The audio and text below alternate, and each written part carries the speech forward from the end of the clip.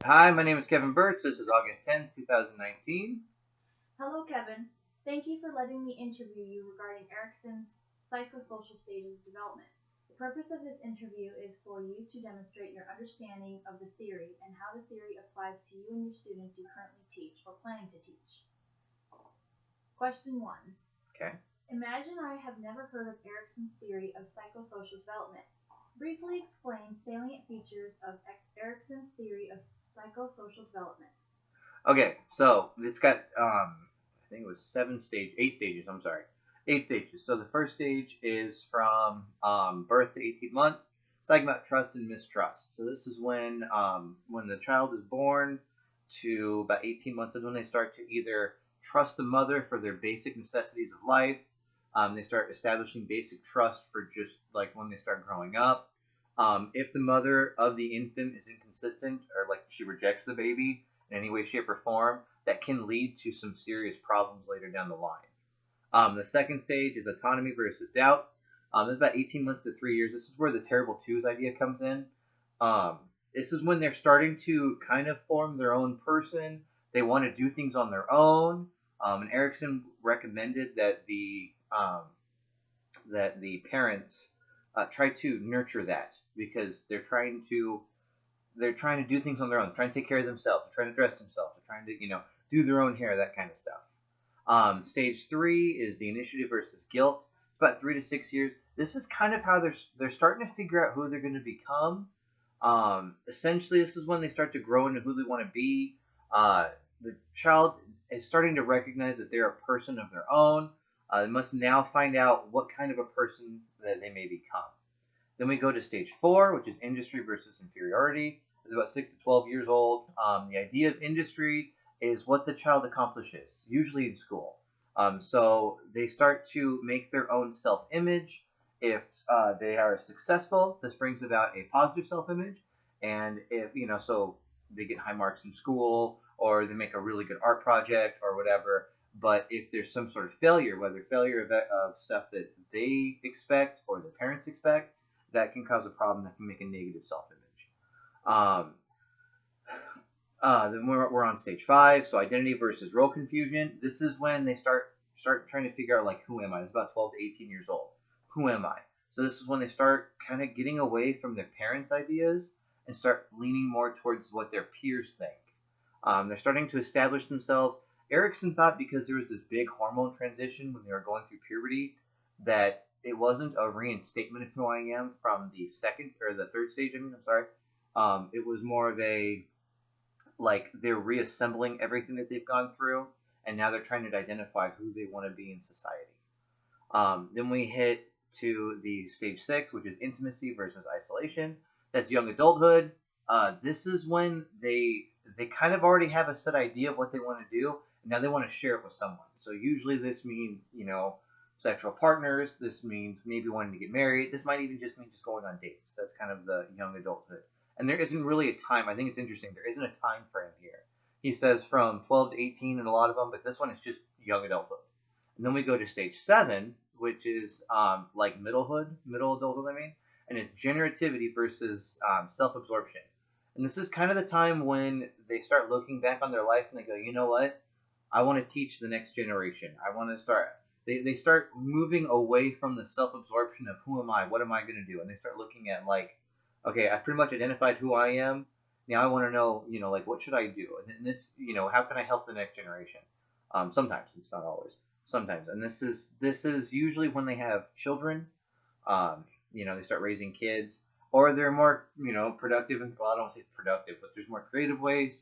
Teachers are a big one too. Some people don't need kids because they teach, and so they're already instilling knowledge into the next generation. That doesn't necessarily mean just like a teacher. That could be Sunday school.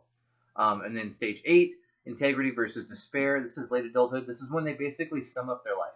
They realize that death is fast approaching, and they accept their failures. They accept their success. Sometimes they hit despair, and they're not. They may have some regret of how they lived their life, but for the most part, this is kind of like the summation. What is the source of this information? This was found in the Educational Psychology book by Slavin. This is on page 46 and 47. Alright, Question 2.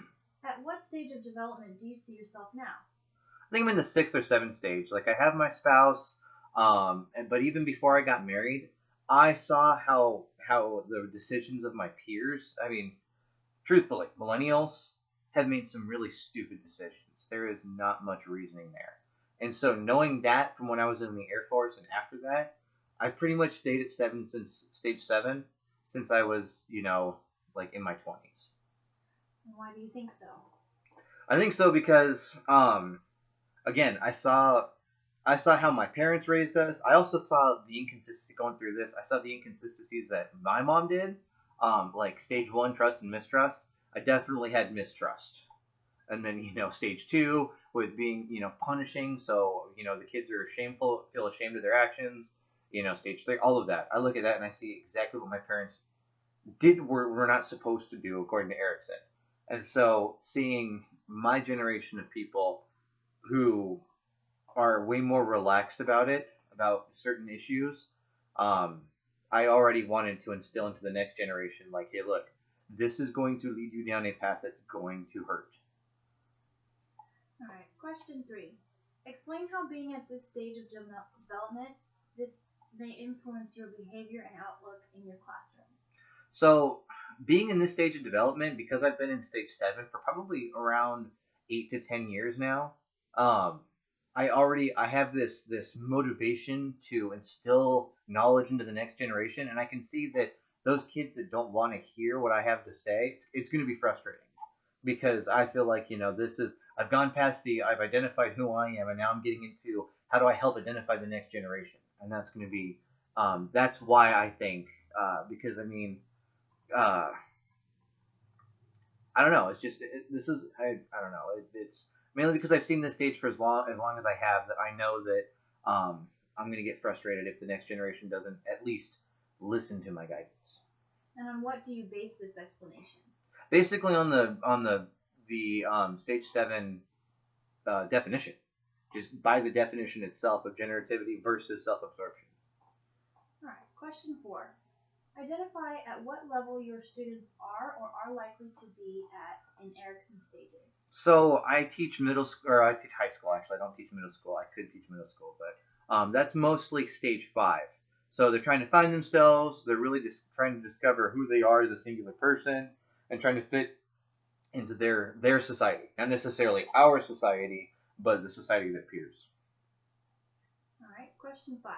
Explain how being at this stage of development may influence their behavior and outlook in your classroom. This can cause frustration for them as well. I teach math and computer science, and computer science is an elective, but math, on the other hand, that's a main subject. That's a core subject that they need to know. And if while they're in this stage and they're in this identity versus role confusion stage, if they decide who I am is not a math person, then they may or may not listen to what I have to teach them. And I mean, truth be told, if this was a college course, I probably wouldn't think twice about it if I was teaching college. But this is high school. They need it just to get a basic degree so they can be successful. And I can see that being a huge problem. And I can see that being frustrating for me as well. And on what do you base this explanation? Again, just stage five, identity versus role confusion. It's the definition of the stage itself. Okay. And question 6. What might be some disconnects between you and your students, keeping the differences in the two stages in mind? So because I'm already going to be frustrated. So the issue that I've seen is that it's not just with stage five, but while they're establishing who am I, they're also establishing who everyone else is around. And I know that that's not an Erickson thing, that's a Kevin Birch thing. But one of the things that made me really think about that is that they look at who I am as a teacher, and they establish me as he's a math guy, even though I hate math. I teach it, and I'm really good at it, but I hate it. I'm not a math guy. And I can see that once they decide, nope, I'm not doing this anymore. He's a math guy. It's not going to work with me. They're going to get frustrated because they're not going to understand um, why my instruction is so important. I'm going to get frustrated because I'm trying to instill. I feel like I'm using all of my time to instill this knowledge into them. Okay, well, and We have like finally, 6 seconds left. do you have any final comments? Yeah, this actually has helped me kind of look back and see how I can motivate my students a little bit more, knowing that they're kind of deciding who they are. I can help guide that, but I also need to keep into consideration they're trying to establish who they are. So that means that everything that they've been taught up until now, there will be a reassembly, but that doesn't necessarily mean that it will fit what their parents think. And that's something that, as a teacher, I need to be able to respect so I can at least guide them in a direction that isn't self destructive. Okay, I think that's everything. If I could, there it is.